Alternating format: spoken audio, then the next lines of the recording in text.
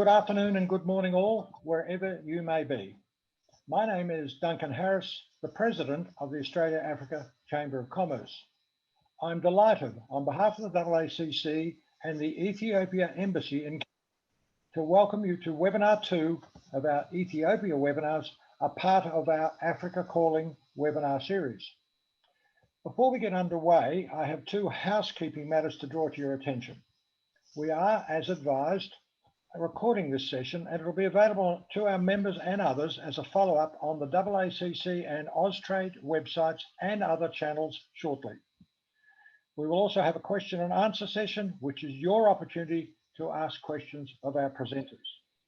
If you've not already done so, in the course of this session, submit them through the chat function at the bottom of your screen. In holding these webinars, it's our objective to demystify entry to trade and investment in this session. It specifically relates to trade and tourism in Ethiopia. We have an impressive lineup of senior persons to provide you with insightful briefings and connections. I would, in the first instance, like to call on Mr. Berhan, the Charge d'Affaires at the Ethiopian Embassy in Australia, for some opening remarks. Welcome, Mr. Berhan. Thank you, Mr. Duncan. Good afternoon. Dear Mr. Duncan Harris, President of Australia-Africa Chamber of Commerce, Mr. Sleshi Girma, Chief Executive Officer of Tourism Ethiopia, Mr. Yusuf Adam Noor, Secretary General, Ethiopia Chamber of Commerce and Sectoral Associations, Mr. Asafa Mulugeta, Director General at the Ministry of Trade and Industry of Ethiopia, Mr. Gavin Gam, Chief Executive Officer of Aroma Coffee, distinguished participants, ladies and gentlemen, it gives me a great honor to welcome you all to part 2 of Virtual Trade Mission Webinar to Ethiopia, organized by Ethiopian Embassy in cooperation with Australia-Africa Chamber of Commerce. Let me also take this opportunity to thank Australia-Africa Chamber of Commerce most sincerely for the outstanding role it is playing to promote trade and investment potential of Africa in general and Ethiopia in particular to the Australian business community. The Chamber is doing an outstanding job to raise awareness of Australian companies about businesses and opportunities in Africa. Distinguished participants, ladies and gentlemen, this webinar is held at a time where our continent, Africa, and my country, Ethiopia, are taking a historic step to enhance economic prosperity. As you may be aware, Africa has started implementing one of the largest free market areas in the world, with a total population of 1.3 billion people across 54 countries, with a combined gross domestic product of valued at 3.4 trillion USD. We are hoping this will unleash the development potential of the continent by encouraging the flow of capital investment and technology to Africa. My country, Ethiopia, is at the midst of profound economic reform and opening up. A few days ago, Ethiopia Ministry of Trade and Industry has launched the first ever online trade registration and licensing system. Now, registering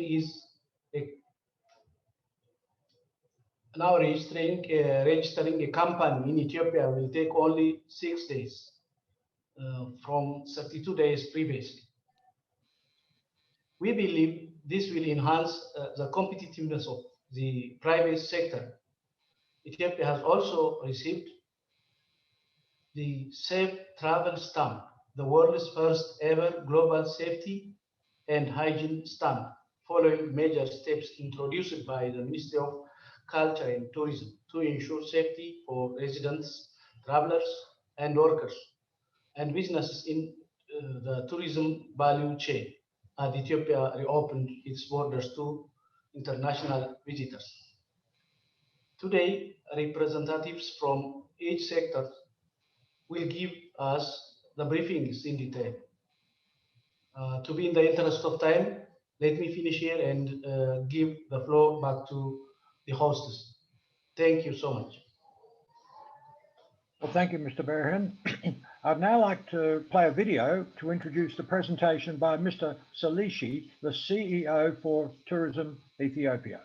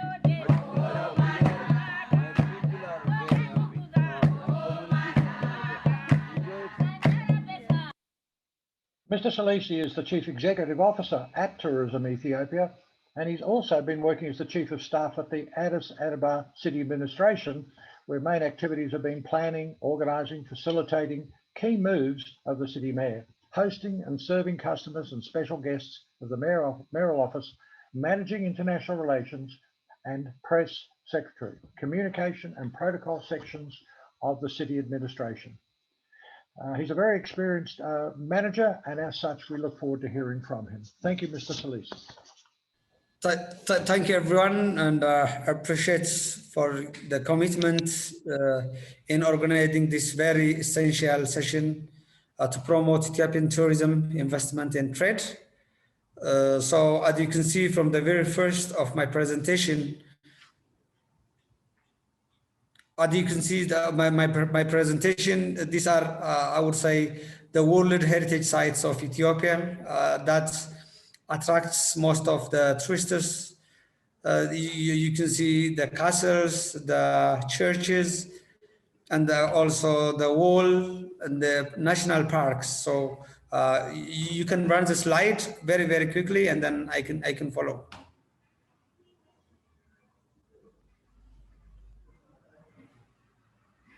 So I will talk mainly on the few facts, the major tourism potentials of Ethiopia, and then what are the enabling environments to promote tourism investments and priority areas for people who are interested to work with us. If you look into the global tourism trend, it's really increasing. By now, it's close to 1.4 billion people traveling all over the world. So in 10 years, it's going to be close to 2 billion tourists, and Ethiopia is taking majority of its share. So far, we have received most of the tourists from the West Europe, South Europe, and North America, including Canada. Yet we have also good number of tourists traveling to Ethiopia from Australia and New Zealand. And we want to target in this market because we have English-speaking community, though we are not an Anglophone country. or Francophone neither. So we really want to focus on that and grow our tourism share from the global market.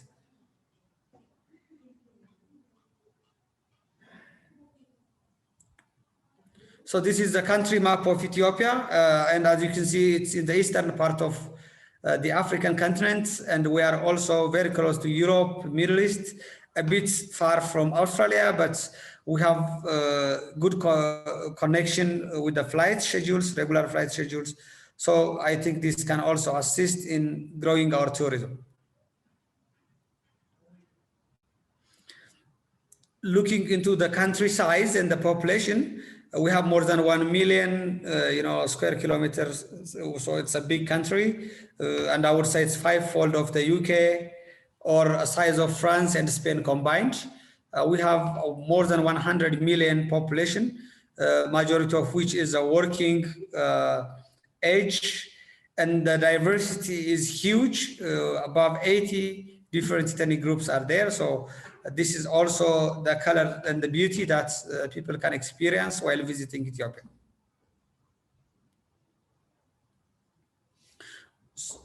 When we look into the tourism features, it's very labor intensive. More than 1 million Ethiopians are directly recruited from the tourism sector, and it contributes 5 to 7% to the national GDP. I would say 30% of the service export is from tourism again. And thinking of agriculture, which is a major economy in the country, tourism is a growing one, which will really complement the agricultural sectors and the means of survival for the nation. So tourism is really coming up, and it's very fast growing, 9 to 10% every year. So that's the tourism trend. Looking into why we want to focus in tourism, these are the attractions sites that we have. We have more than 12 World Heritage sites. So that means, Ethiopia is the leading nation in the African continent, having the maximum number of World Heritage sites that's registered by UNESCO. So heritage-wise, attraction sites, potentials, Ethiopia is the leading nation in Africa, and we want to grow tourism and benefit out of it. I will show the latter tourism essentials, including like transport and accommodations that we need an investment from overseas. The attraction sites, you can see that a map of Ethiopia in the left. In this, all over Ethiopia, you go to north, east, west, or south, including the central Ethiopia, everywhere in Ethiopia is having the highest potential to attract tourists and to grow tourism in the area. The next slide shows the different routes that we have. The country, as I said, is very rich in tourism. So we have 5 major touristic routes we have identified. The first one is the north, the historic route that includes, all the way from Aksum, the Tigran, Ger Alta, Lalibela, Afar, Gondar, and Bahir Dar area. So this is the northern part where you can find, the major history of this country. And the second is the Rift Valley, where you can see the mosaic of people, culture. And then we have the active volcano, where you find, in few places. So one of the best places to see the active volcanoes in Ethiopia, and that's in the east, including the Nakil, Harar, and the Bali Mountains. And the west, where the first speaker, I think, talks about the coffee tour. So this is the ideal place to establish this kind of business. That's in the west part of Ethiopia, and there's a coffee route that we have identified. And the last one, obviously, is Addis Ababa, which is a diplomatic capital of Africa and its surrounding areas.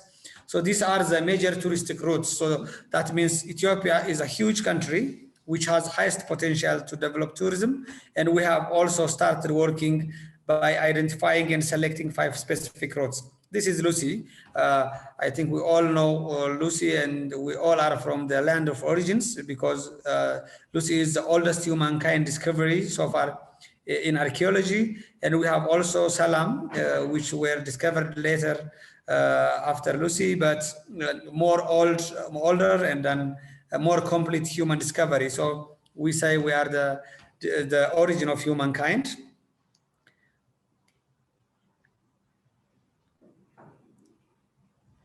And this is, like I said, from the historic route, this is Lalibela, where you can see the Rock-hewn churches and an amazing, Christmas festival happening in one of the courtyards of the church. We have also palaces, museums, festivals, obelisks, monuments, and the like. So this is just to show some of the highlights.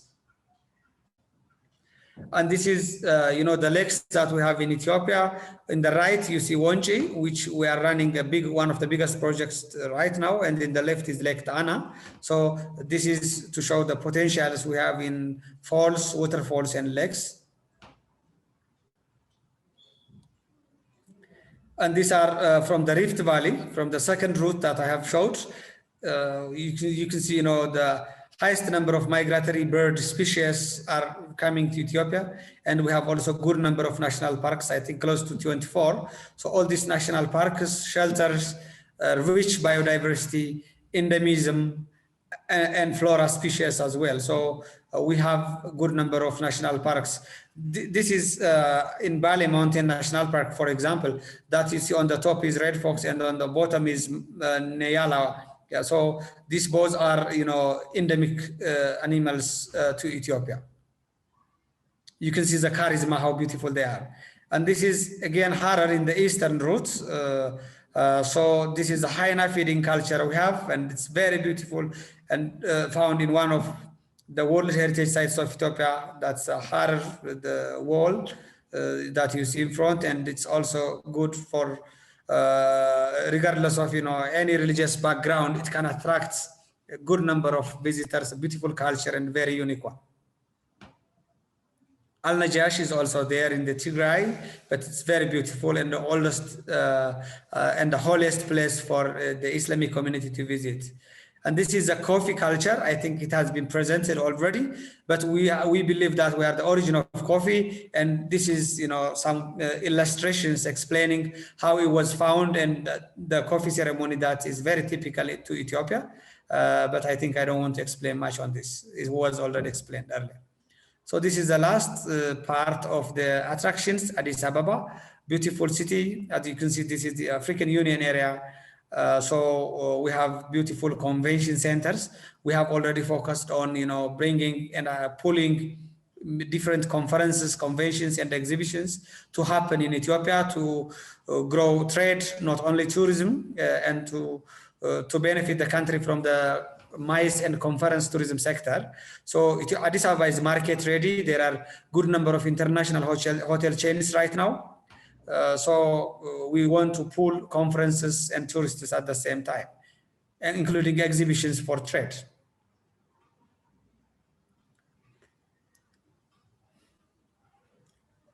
So this is what I have been talking about. So athletics, sport meetings can happen in Addis.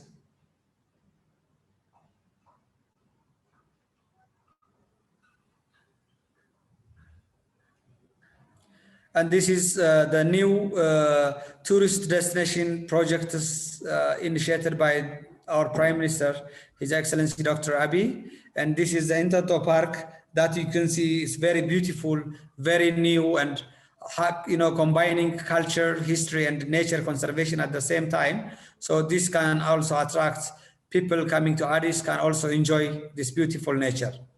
So just to explain some of the enabling environment that we have in tourism, one is the national tourism policy.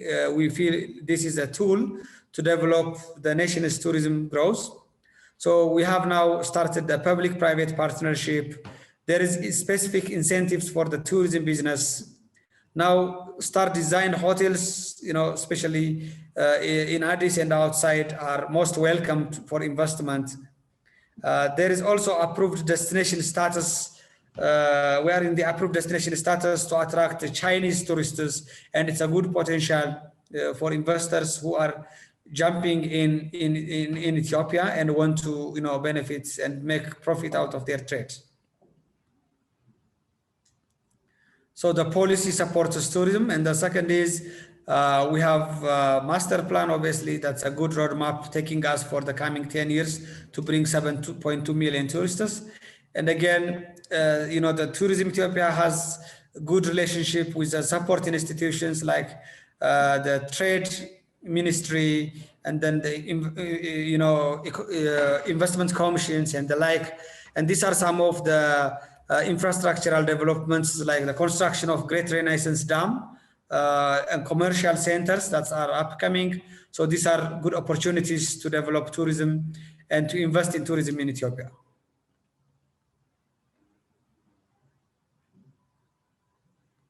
And these are, well, just showing the infrastructural development like roads, railway, apartments, and real estates. So these are also supporting the tourism.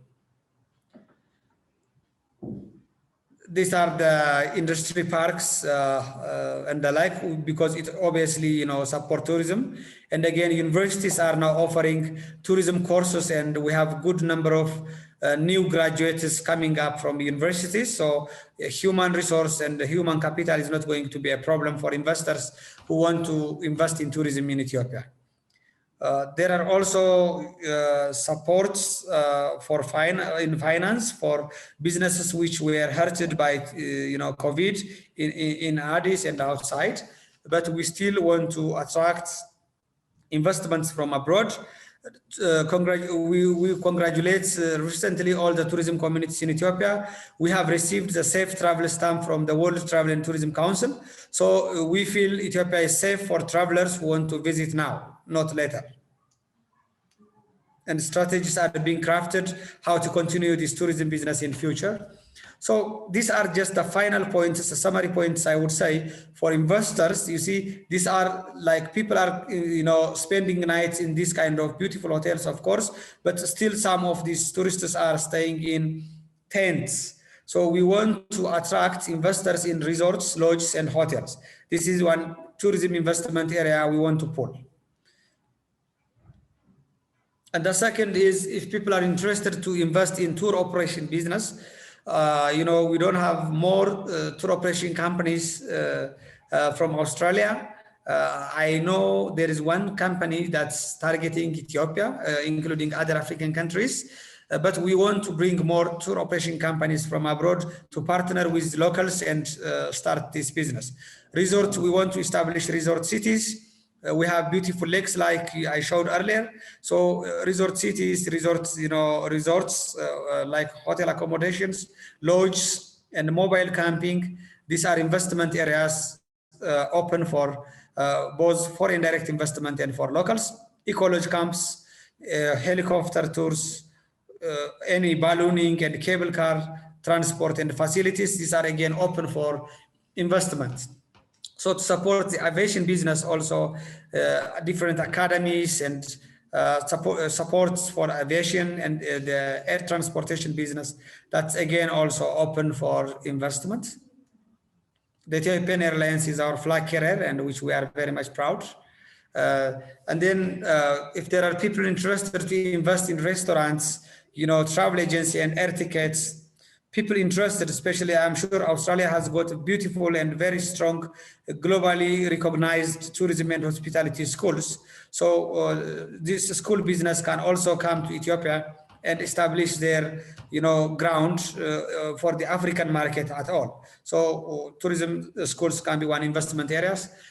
And again, amusement parks, sport and entertainment centers, game zones. So these are optional investment areas for investors interested to come to Ethiopia. And I thank you so much. Overall, I would say the Ethiopian tourism is reforming now, and we want to attract more investment to this beautiful country. We have English-speaking community, and it's a good opportunity for Australian tourists are already also visiting Ethiopia and writing good things about this country. We have coffee, we have great athletes, we have a large size and very strategic location and close to Europe and the Middle East. So we want to bring Australian to work with us in tourism and hospitality. I thank you so much. Thank you for the opportunity. Gavin is the CEO of Aroma Coffee Roastery, and he'll provide us with his story of achieving business success with Ethiopia. And I've got to say that Gavin has, and I'm just reaching for it now, forgive me, Gavin.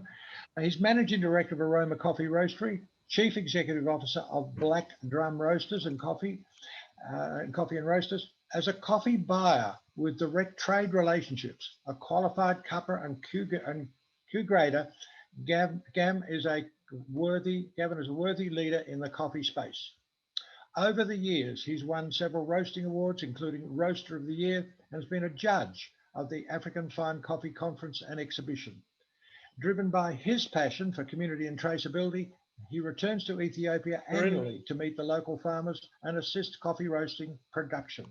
He's directly involved in several community projects, including the Common River Community Project, which aims to create balance and self-sustenance across Ethiopian communities.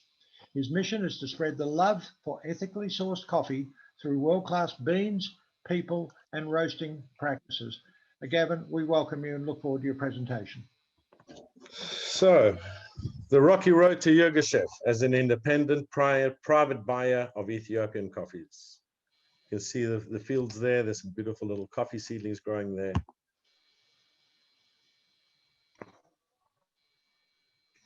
I've been buying coffee from an exporter since 2004, sourcing green coffee for my own roasting business. One of my passions is in sourcing specialty coffee and selling the coffees to my many roasting competitors around the world. I love the diversity and complexity that the different regions can give in the cup, and also the innovative ways that competition has forced the coffee players to really try hard to produce some great expressions of various different processes and post-harvesting techniques. And I also love having the opportunity to be one of the first cuppers around the world to be blessed enough to taste these amazing new coffee creations.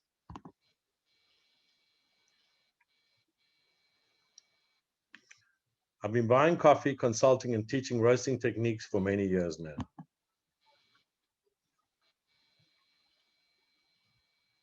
It is the trials and tribulations of buying and selling Ethiopian coffees around the world and my love of Africa that keeps drawing me back into the frustrating realm that the coffee motherland throws at me.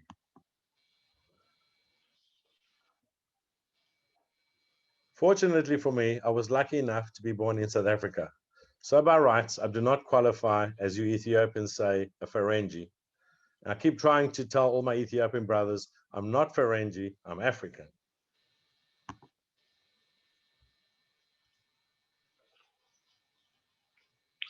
Over time, I've conditioned myself to be surprised when things actually go according to plan. So nowadays, I don't get upset when things go wrong. I get excited and pleased when things actually turn out according to the plan.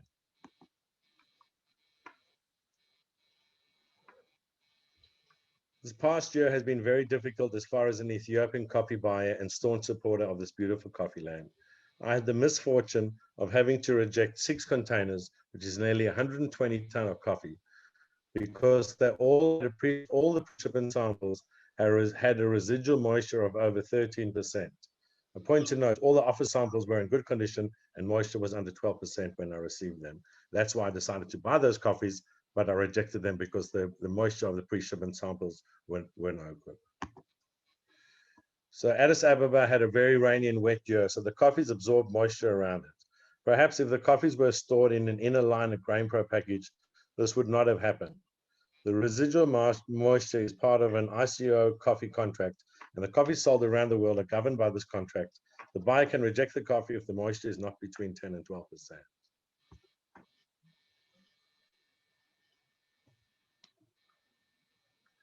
In light of these circumstances, I was very aware that I needed to make sure that any coffee being left in Ethiopia for a delayed shipment should be stored in GrainPro. A recent communication breakdown resulted in a container of a grade 4 coffee with a late shipment requested. I wanted my supply to pack the coffees for this container into GrainPro bags months ago to be held in Addis till my expected delivery date. Unfortunately, the coffee was held up in the middle of our Christmas break by border force and quarantine for weeks because of a wharf strife and a backlog of containers that needed offloading. When I finally took delivery of the coffee, it was only packed in jute bags, and the coffee had absorbed a lot of moisture and has lost a lot of its beautiful, fresh characteristics that we want from our coffee. Fortunately, I have the ability to roast these coffees quickly, and the end result won't be so painful, again, taking things in my stride. There's something that I just wanted to add for this presentation is a number of my roasting colleagues have stopped using Ethiopian coffees because of the inconsistency in supply and overall consistency from bag to bag.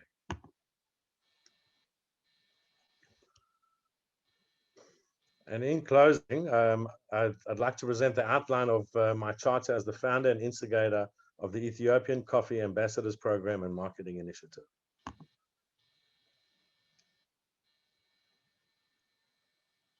I want to establish the first ever Ethiopian coffee embassy in my facility in Marrickville in Sydney, Australia. I want to hold events including cupping and cultural ceremonies, as well as Ethiopian food and coffee day events in Marrickville. Also want to promote the new innovative techniques from the great coffee projects being set up around the world.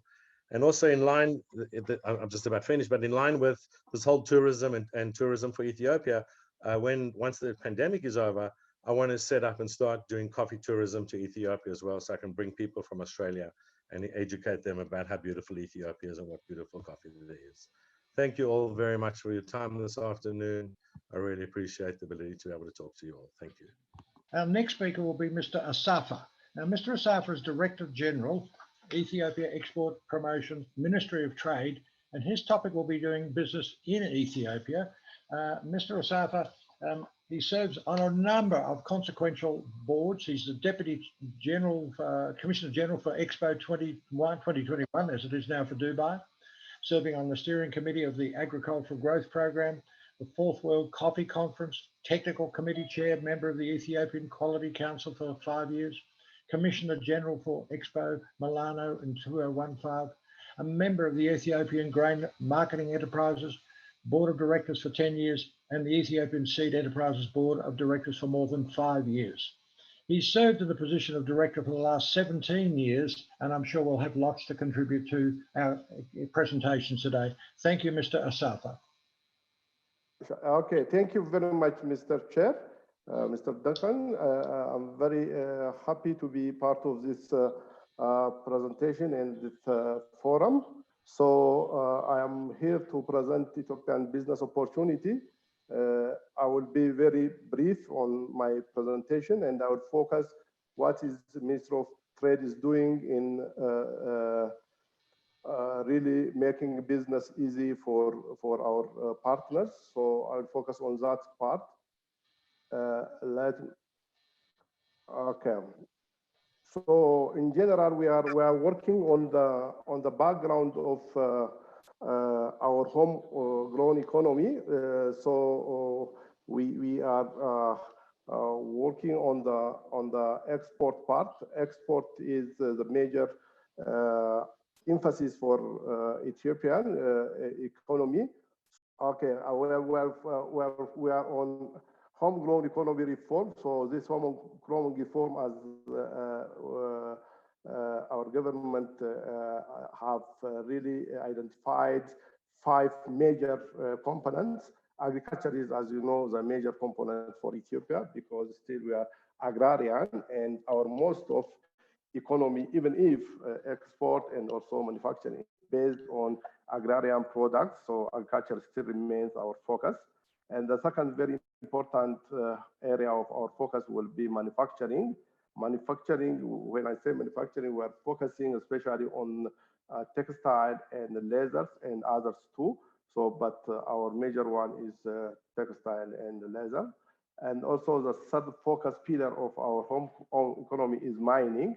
As you know, we are rich on different mining potentials, including gold. So that will be our third important focus in our economic reform of homegrown economic reform. Tourism is very important. It's presented by our tourism colleagues, so I will not touch that in detail.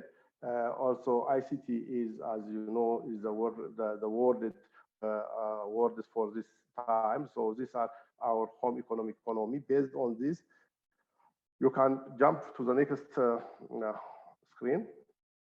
Okay, industrial development priority sector for us are, as I said, leather and textile, as well as agro processing. Especially agro processing is a very important. These days, We are building very important integrated agro-processing industries in Ethiopia. Some of are currently inaugurated. So anyone who wants to invest on agro-processing endeavors, there is a lot of initiative in Ethiopia. Also, other important industrial development priority sector for us is metal and engineering. Pharmaceutical is also other important. We are net importer of drugs and vaccines. So everyone, either individually or in joint venture, pharmaceutical is other important of our industrial development sector. Also, we have very important area of integrated sugar industries. These industries are now under construction. Some of them, there is an opportunity to invest also on as a joint venture or individually with the government as joint venture. So this is a very important area Ethiopia is focusing these days as industrial development priority sector. Shall we proceed to the second?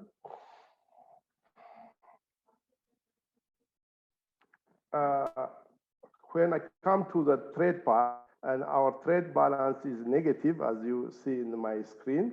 So we are working very hard to really maximize our export. When we maximize our export, we are emphasizing also on the manufacturing value addition part. So as you see in my screen, we are a big country with a big potential, but we are not tapping our potential. So now the homegrown agronomy will give us the leverage to exploit the existing situation. So our trade balance is very, very negative. We need to, we are working very committedly. Our Ethiopian export is almost permanent, like 3 billion. So our major export item is coffee, as said by my previous colleague, Mr. Gavin. We are producing different varieties of coffee, and we have very flavored coffee, and we known for Arabica coffee as a birthplace. We are having different initiatives to really provide consistent supply to our buyers.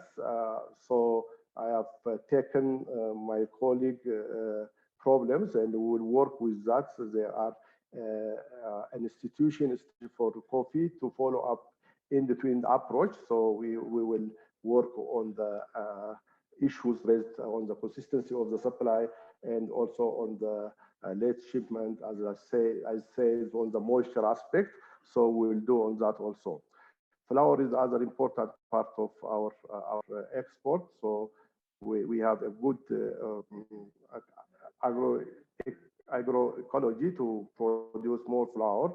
So regarding oil seeds, we produce walnut one whitish sesame. This is very unique sesame used for different purpose. And also we have another oil seed to produce. And this and pulses are or grains are a very important part of our export. But these are mostly raw ones, but still we are working on developing our industrial parks to really increase our value addition on textile, and also on the leather, and also on the IT part. This will give us a leverage for the future to grow our exports. Shall we proceed to the next one?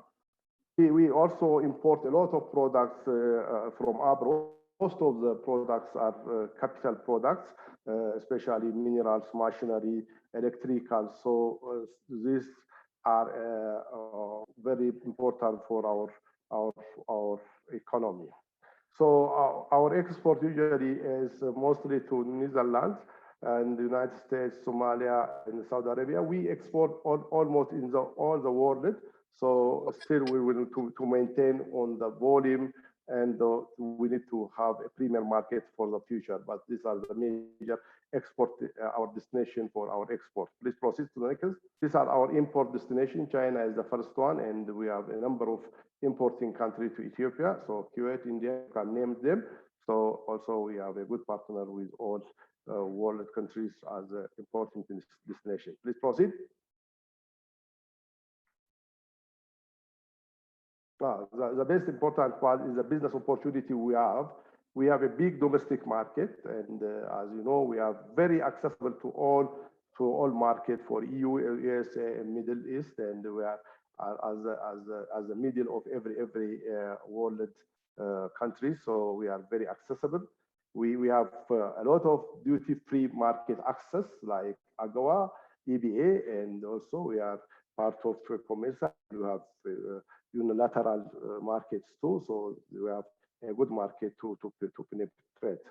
We have also some preferential duty from different parts. So our electricity power or hydropower is very cheap to utilize. This is an opportunity really to get the optimum export products from Ethiopia. We have also, so we are using also this for, we can use this opportunity to exploit our export. You can proceed, please. As I said, we have very rich agroecology in Ethiopia. What you have grown, a seed grown in the ground can be grown. So we are rich for that. So if you come to agriculture, you can get every side product from our rich agroecology. We have big land availability, and also our livestock potential is very big. We claim first from Africa and from to the world. So we have all the types of livestock, cattle, goats, and camels, poultry, whatever you like. So there is an opportunity also to export livestock products and also in livestock. We usually produce organic products, organic nature, because we are not using more of chemicals, including fertilizer. So this is also an opportunity really to give very healthy product to our world buyers. Our infrastructure are growing from time to time, so that will also give us a leverage to be very competent in the export endeavor. Well, we have a number of export incentives. This can be discussed with my investment friend. So I will jump this and I will go to the last slide. Please proceed. Yeah, we usually follow exports strongly. We have different national level committees which support the export endeavor. Also, we have very strong institution, each types of products. For example, for textile, we have Textile Industry Development Institute. For leather, so we are supporting our export with very strong institutions, which are very unique, working on the investment, working on the technical part, or working on the end-to-end approach. So this is a very good leverage to really exploit for it. Also, we have a good engagement on private sectors. We have a platform, and we have regularly meets with them, and the government and private sector are doing well. So we need to strengthen also that interrelationship to exploit our export potential, which I said we are not tapped as we have it. Well, doing business easy. There are, as you know, of components to be seen, but as Minister of Trade in Industry, we are making confrontable entry and exit from to business or from business. So for this, we are working on avoiding major obstacles in the proclamation. For example, recently we have avoided capital requirement, asking for permanent address and announcement of registration through media, avoiding 3 times advertisement for closing business. These are the things we have done to make our business easy. Also, we have minimized, and also we are working on minimizing competence certificate requirements only for selected products, services, and also officially we have commenced our online trade registration and licensing. Now our exporters, our importers can get their license without visiting our office, by sitting in their office and their desk. These are our initiative to make our business easy, entering easy. So these are the major things I wanted to share with you. Thank you for hearing me. This is my end of presentation. Thank you very much. Well, Mr. Asafa, I thank you very much indeed for that very rich presentation.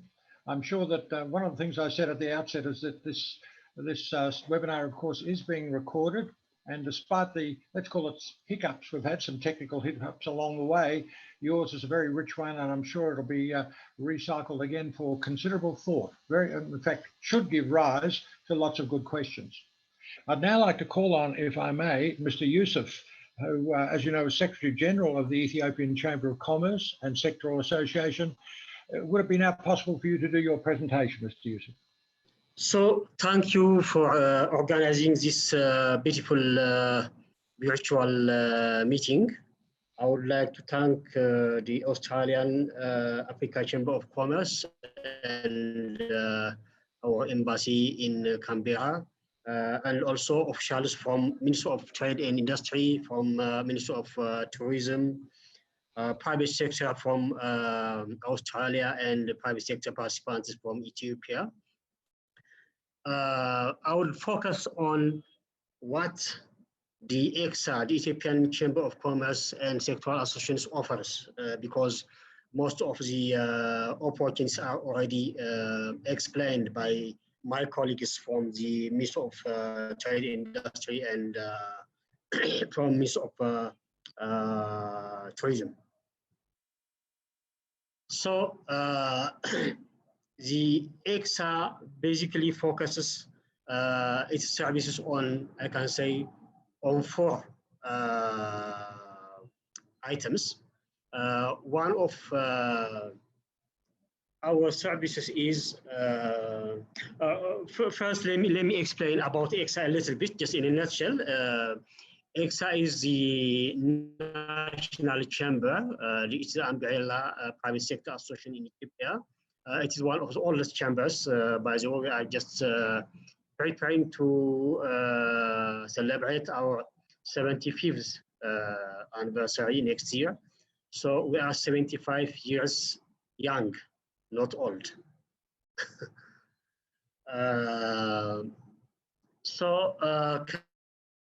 Currently we have 18 member associations, which are city chambers and regional chambers and sectoral associations. But under these 18 members, there are more than or close to 500,000 businesses. So this is one of the largest collection of businesses in the country. What do we do? Basically, as I have tried to explain earlier, we focus on 3 or 4 functions. One is investment, promotion of trade and investment. The second one is capacity building. The third one is advocacy and research. And maybe the fourth one, business support services such as arbitration services and documentation of export and import documents. So I would like to try to explain each of them, what we do. So with regard to investment of, promotion of trade and investment, we organize different events such as B2B, business to business, trade fairs and exhibitions, matchmaking events through network events, and also signing different cooperations with like MOU and joint venture things with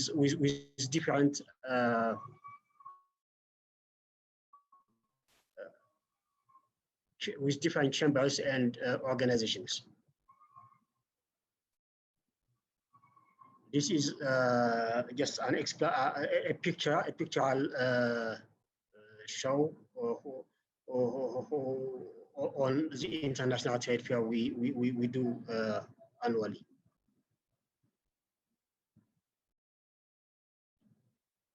So another service we have is business advisory and advocacy and research services. In regard to the advocacy and research activities, we have a permanent platform. We call it Private Public Dialogue Forum that we make with the government. This has a stage level. At regional level, the regional authorities discuss different business issues with the regional chambers. At federal level, the Ethiopian chamber leads and discusses different business issues with federal ministries like Ministry of Trade and Industry, depending on the situation with different ministries. And we have a third, the highest level, which we call the National Business Agenda, where it is chaired by the Prime Minister and the President of the Chamber. And in these different studies are presented and discussions are made and solutions are set for the problems. So if the problem is accepted and needs immediate solution, immediate decisions are made.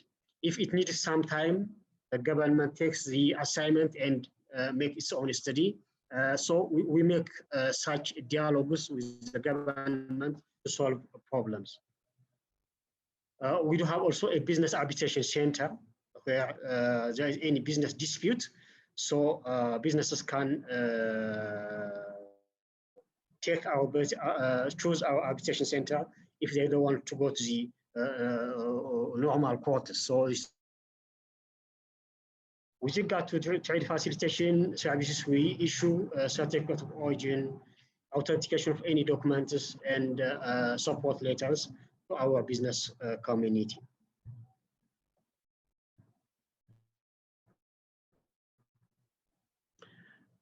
Just to show EXA's PPD success, so far in the last 6 or 7 years, we have identified about 150 different issues present to the government, discussed with the private sector, and more than 50% or 60% are already solved, and some pending issues are underway. So this is a very good platform where we make discussion and a solution.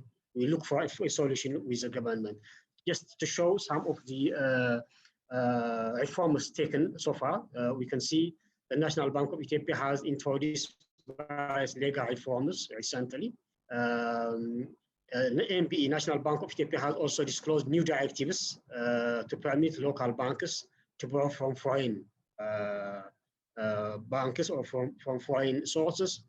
And also the stock market proclamation also already underway. So these are some of the reforms that has been taken as a result of the discussion we make with the government. As Mr. Asafa from Ministry of Trade and Industry has explained, the government is also now improving its service through electronic services, single window service for the tax issues, and any import-export issues is already underway. Registration and licensing is already on electronic format. It is already started last week. So the capital or stock market and digitalizing of services all these reforms are going on. So we are happy as a private sector because this was what we were asking for many years. So I think it is good. With regard to geographical market opportunities, of course, it was mentioned by the previous speaker, but COMESA is one of the market opportunities we have, which consists of more than 450 million people The AGOA, the ABA, the everything but arms to the EU is also an opportunity. And recently, as of January, the African Continental Free Trade Area has started operation.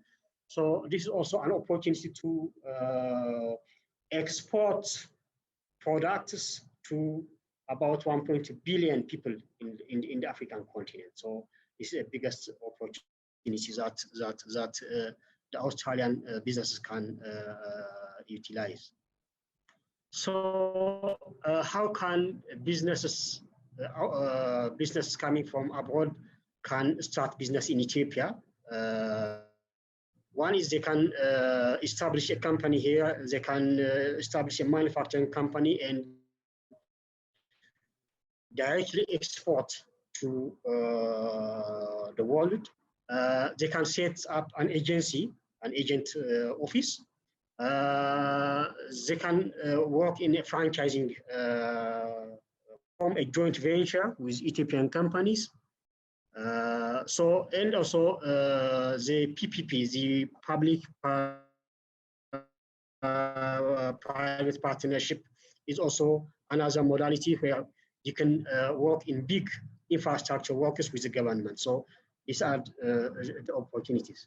I would like to pass this because it was already mentioned by Mr. Asafa. The opportunities in different sectors is also mentioned, but just to remind, agriculture, industrial sector, infrastructure, ICT, energy, aviation, health, and tourism are one of the some of the opportunities that you can engage. Regarding specific trade and investment relations between Ethiopia and Australia, just to give small information.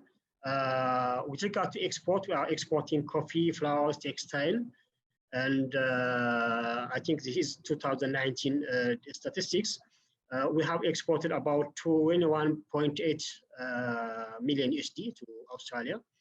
With regard to import, we have imported different items was 7.4 million from Australia. Just to conclude, how can we proceed as a business? This is my last conclusion. One is we can, especially with talking on behalf of the chamber, we can have an MOU with the Australian African Chamber of Commerce. We can sign MOU to start the cooperation, and by so doing, we can jointly organize B2B missions or business delegations, both from Ethiopia and from Australia. We can jointly organize exhibition and different networking events. So this way we can start cooperation, I think, especially signing MOU and just starting cooperation would be a very important thing to start the cooperation. So this is what you have. I would like to thank again for organizing this event. Thank you so much. Mr. Yusuf, thank you very, very much indeed for your presentation. It was greatly appreciated. I know we've had, as I referred to earlier, some technical issues. That is unfortunate, but there was a lot of very rich content. I want to also take up the point that Mr. Yusuf said a moment ago. We at the Australia-Africa Chamber of Commerce would absolutely welcome an MOU.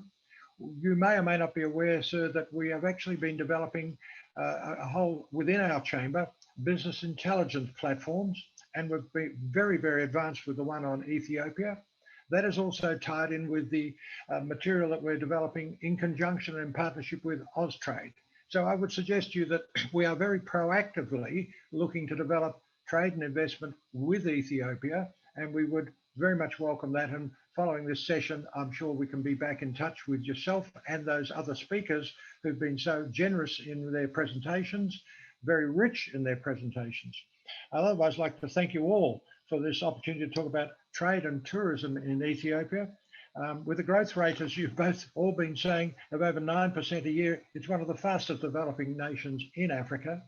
With a young and growing population of over 100 million, it offers major market opportunities, which we all have to take notice of. So I would, on behalf of the AACC, like to thank, in particular, the Embassy of Ethiopia in Canberra for their facilitation and great efforts to bring us this webinar today. We look forward to following up again with you. Look forward to having those on this call join us for future Africa Calling webinars, and indeed along the way becoming members and contributing to our exercise. I do apologise that we do not have time for this Q&A as we envisaged, but otherwise, thank you very much indeed for all joining us today. Thank you.